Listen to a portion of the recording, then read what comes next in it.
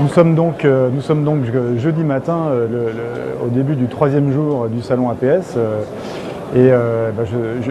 suis un directeur de salon très heureux dans le cadre d'une 16e édition d'APS qui se présente sous les meilleurs augures, avec une fréquentation qui devrait être de l'ordre de 6 000 visiteurs cette année. 140 exposants présents, un salon qui est un peu plus important encore qu'en 2011. Et donc une édition qui sera une excellente édition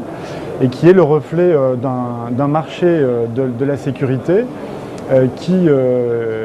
se porte plutôt mieux que l'économie en général et qui surtout est un marché qui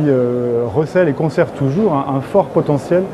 de développement sur les années à venir. Et ce salon en est vraiment le reflet. Alors nous avons une offre qui est enrichie cette année avec, je dirais, l'ensemble de la sûreté sécurité à titre privé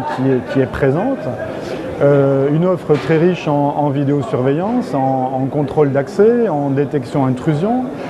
mais également une offre qui est présente cette année en sécurité mécanique,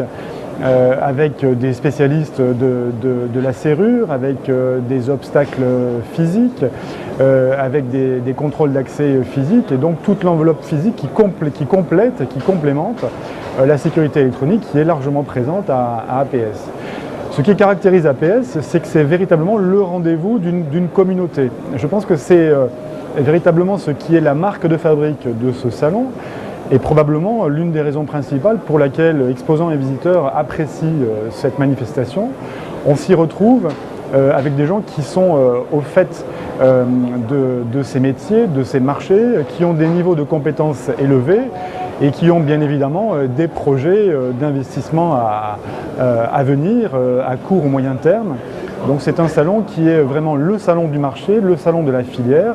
et à mon avis également, et ça se lit sur les visages, un moment professionnel privilégié, un rendez-vous, je crois, que tout le monde apprécie, ce qui explique d'ailleurs que les journées sur APS soient animées, y compris assez tard. Alors, nous avons choisi cette année d'ouvrir une web TV qui est accessible sur YouTube. C'est la première fois qu'on le fait sur APS et on a un souci très clair, c'est de donner à nos exposants la parole dans la durée pour défendre leurs produits, pour défendre leur positionnement, pour clarifier leur offre et je l'espère pour être le reflet encore une fois de cette offre qui est devenue très très performante et qui a une particularité en sécurité électronique, c'est d'être capable de servir des marchés avec des exigences très très élevées, comme par exemple des marchés comme le ministère de la Défense, des centrales nucléaires, donc des niveaux de criticité qui sont très élevés, et de servir à l'autre bout de la chaîne aussi le marché des particuliers qui de plus en plus se familiarisent avec les solutions de sécurité,